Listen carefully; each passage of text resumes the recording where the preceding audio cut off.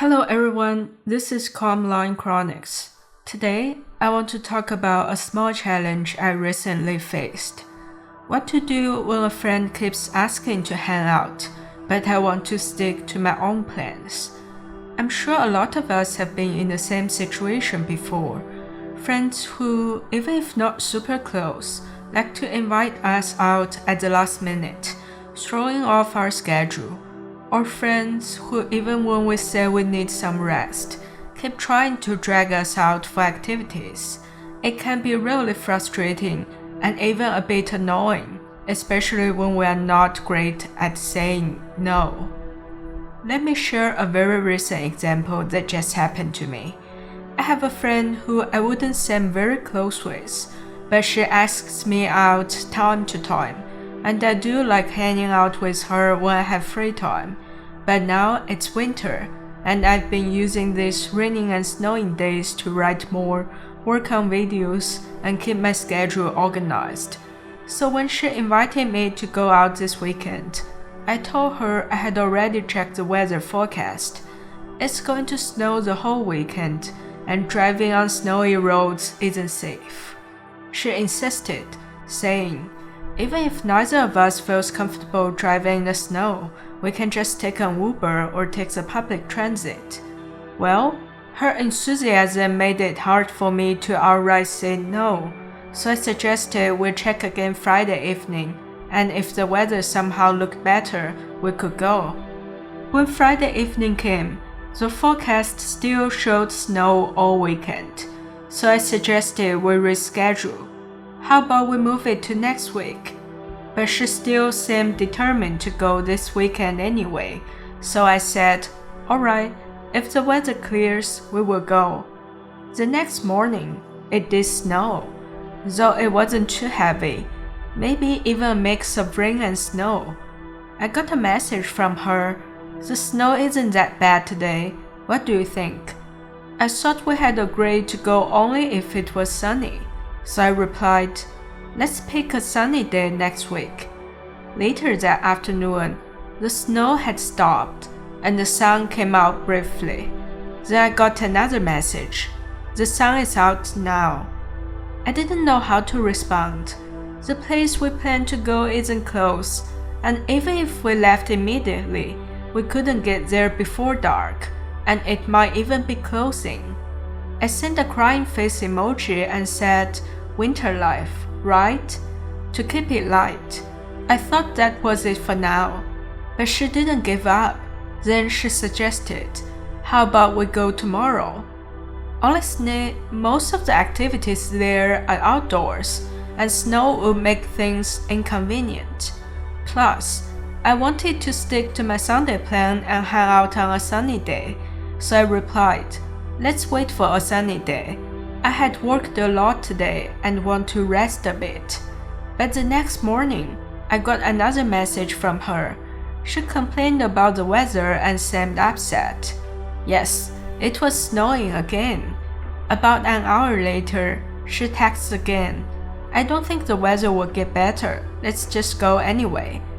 I didn't know what to say and felt somewhat frustrated, because I had already made it clear that I was tired and preferred to go only on a sunny day, but it seemed like my needs were being ignored. Was it my fault for not just saying no right from the start?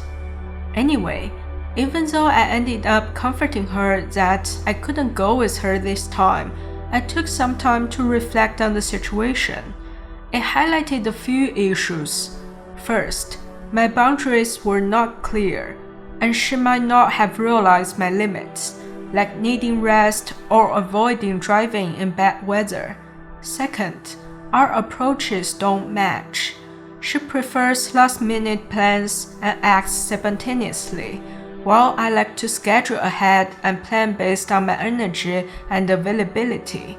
In short, the core issue was a mismatch of boundaries and communication. Her spontaneous style and my planning habits just made it more obvious. From this, I've come up with a few strategies. First, clarify our bottom line. If we are tired or the weather is bad, It's okay not to go out. No need for long explanations. Our needs are valid, and it's important to stick to them. Second, set some ground rules. We can agree with friends on a fixed time, like 10 a.m., to decide if we are still going out that day. Any plans that pop up after are off the table, so we don't get stressed by last-minute changes. Third, adapt our response style. Depending on the situation and friends' personalities, we can respond in different ways. Politely but firmly. I have plans today or I'm tired, so going out isn't convenient. Let's reschedule. Or, thanks for the invite, but I already have plans today and can't go last minute. Direct refusal works too. I can't go out today. Or, sorry, not today, maybe another time. Strategically compromise. It's too late to go today. How about tomorrow or the weekend? Or, if you really want to go, I can leave earlier so it won't be too rushed. Humor can also help ease tension. Haha, my energy can't keep up with you, no matter how sunny it is. Resting today, next time for sure. Or, you are making me feel like lightning the sloth. Today I rest, we will go another day. The response depends on our goal, whether it's protecting our boundaries, prioritizing rest, or keeping things light. Fourth, protect our mental well-being and life rhythm. We don't need to be people who rigidly stick to a calendar, but just goal plans only work when we feel comfortable and ready. Remember, only when we take care of ourselves and maintain our own pace and boundaries can we truly interact with others and make those relationships enjoyable. After all, nobody wants to spend time with someone who is constantly stressed or drained. Clear boundaries don't just protect us, they also make relationships healthier and more enduring in the long run. This aligns perfectly with what Laozi taught. In the 道德经, he long ago gave this warning. Who know what is enough meets no disgrace. Who know when to stop runs into no danger. This is a way to endure for a long time. When we know what's enough and when to stop, we can live steadily and go far. Knowing contentment avoids disgrace. Know our true needs and want no more than what we really need. Don't be swayed by external pressures, so we won't bring in disgrace upon ourselves by constantly seeking more. In my case, it means being clear about my rest and hangout plans, not playing the people pleaser in any relationship, and not forcing myself to do anything just because a friend keeps pushing. Knowing when to stop avoids danger. Know when to stop and set healthy boundaries for ourselves without compromising easily. In my case, it means that when I face external pressure, no matter what reason the other person gives, I stick to my plan, my goals, and my life rhythm, and I'm clear about what I don't have to do and I can say no to. One can endure for a long time. Only by clearly understanding our own boundaries and sticking to our principles can we maintain long-term stability in life, preserve our mental well-being, and cultivate healthy relationships with others. Knowing and defending our own boundaries is not stubbornness.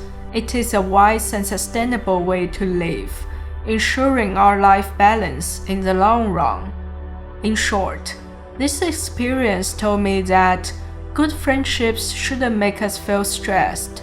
By being clear about our boundaries and communication, relationships can develop in a healthy way. We also don't need to feel guilty about saying no to anyone at any time. Next time we face a situation like this, when a friend interrupts our plans and pushes us, remember Laozi's wisdom. Know my needs and know what's enough.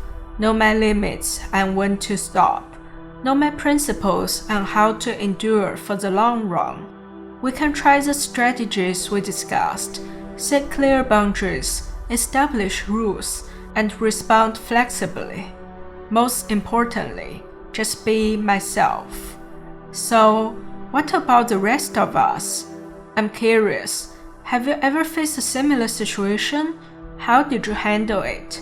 Feel free to share your story in the comments below. If you found this video helpful, don't forget to like, subscribe, and share, so more of us can learn to protect our time and rest, while keeping our friendships easier and healthier. Thanks for watching.